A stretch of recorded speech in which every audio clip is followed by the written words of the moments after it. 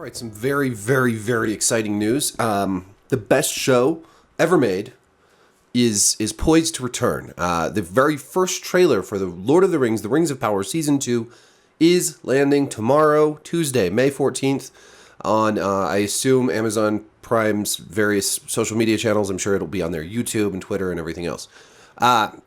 It's been almost 2 years since the season 1 finale of The Rings of Power wowed audiences the world over. October of 2022 actually is when that show wrapped, and boy, do I miss it. No, I do miss it. I thought it was atrocious, but I had a lot of fun talking about it. I had a lot of fun making videos about it. The only show that I've had that much fun with since is True Detective Night Country. And you have to understand that my fun, the entertainment factor here as a critic and a fan is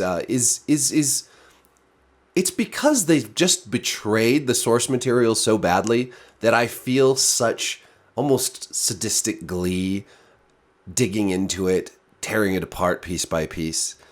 You see, with Night Country, with True Detective Night Country, they took this series, this popular series, and butchered it beyond belief, and then hid behind these ideas of diversity and inclusion. This was a show with, female detectives and people of color, native people, and so they could hide behind those things and still not give us a good story or good show or good dialogue and writing. But they could hide behind those things, and that's a very similar thing to what The Rings of Power did: is hide from criticism behind diversity and inclusion. It doesn't matter that the scripts were awful. It doesn't matter that they butchered Tolkien's work. Or that they, and both shows are so similar in some ways, because The Rings of Power, has all these little Easter eggs and allusions to the Lord of the Rings and the source material, but they feel very much detached from that material, like in spirit, in thematic terms. It's like fan fiction that misses the point of what the original was trying to do. Right? So in Night Country, for instance, there's all these little references to Rust Cohle and his father, and there's like references to the Tuttles, and there's the Spiral and all this stuff, but ultimately none of it has anything to do with the story of Night Country. It's just there as fan service, but fan service that doesn't actually appeal to fans. But rather, Night Country was trying to pull in a totally new audience, and I think they threw in this fan service to try to appeal to the original fans, but without understanding what made this, the original True Detective work, what made it click, why audiences loved it in the first place. Very similar thing goes on in in the Rings of Power with Lord of the Rings.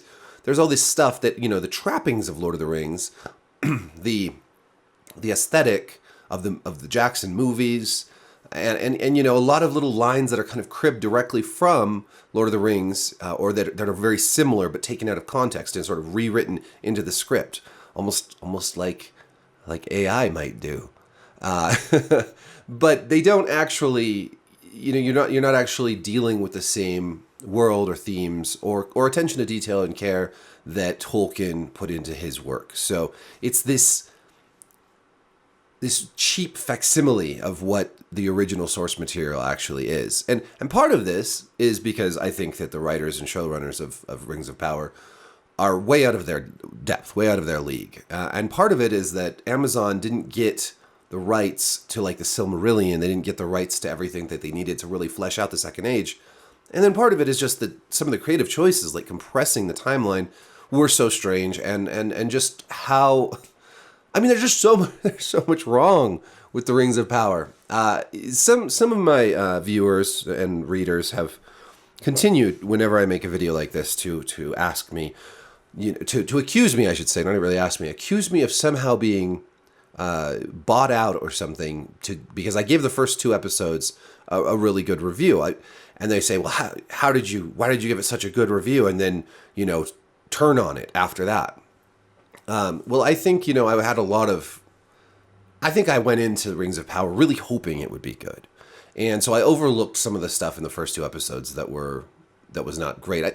I feel like there was, the opening episodes were still the strongest of the season. And there was some cool stuff, like the orc that attacks in the village, and it sort of was set up. I felt like it was set up to be a good story, minus a few things that on rewatch I was like, oh yeah, I kind of wasn't. Maybe I wasn't going in with a critical enough eye. But by the third and fourth episode of the series, when they get to Numenor, and when some of the interactions between like Galadriel and the Numenorians, and really seeing how the Harfoot culture was presented, nobody walks alone, but we leave your ass behind if you're sick or old or broke a wheel. You're done. You're dead to us now. That, and just, I quickly, pretty quickly realized, and then I realized, more and more after each episode that it was really, really poorly written. Especially when you get to like the Mordor stuff, and there's like the volcano like contraption. They have to break the dam, and it like sets off the volcano, and then the title card changed to Mordor.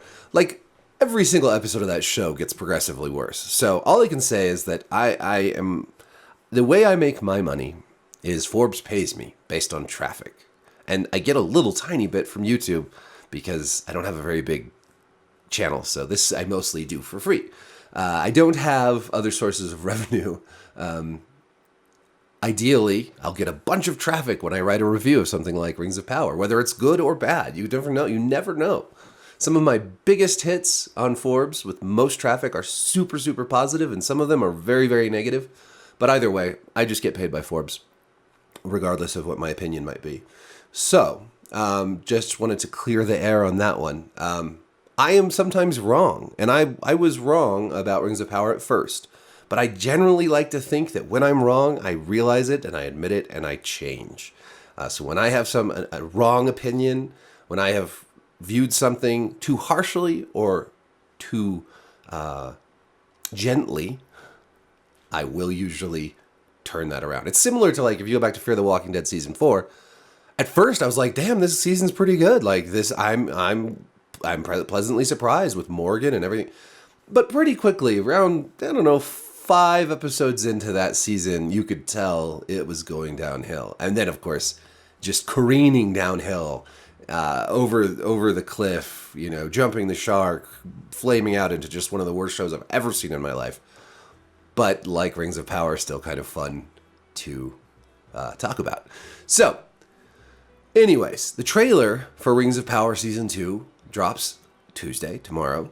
And I will be watching it, and we'll have another video about that, and we'll see. In an ideal world, Season 2 is much, much better than Season 1. And I have to make a bunch of videos about how much I like it. But that's probably not going to happen, because in this world, in the real world, more often than not, people don't listen to criticism. They listen to sycophants. They listen to yes men. They listen to the people who praise them and not the people who critique them. And most people don't change. Most people don't say, oh, I made a mistake. Now I need to change and make this better. Now, sometimes that happens. Sometimes it happens in TV shows where you have one flop of a season and then the next season's great. It's like they listened to all the critics and all the fans and they were like, okay, we need to fix this. But more often than not, that doesn't happen. I do think like The Wheel of Time's second season was a lot better than season 1. It's still not a very good show, but it was better. I was hoping that the Willow show wouldn't be canceled, because even though the first season was dog shit, I was hoping, based on what I kind of saw, that the showrunner and writers would take that criticism that was leveled against that show seriously and come out with a better second season. And I just, the same thing with like something like Yellow Jackets. Season 1 was great. Season 2 was horrible. And I'm hoping that season 3 is better, that they listen to criticism. But I just really don't count on it. It seems so rare. So we'll see. We'll see what the trailer shows us tomorrow.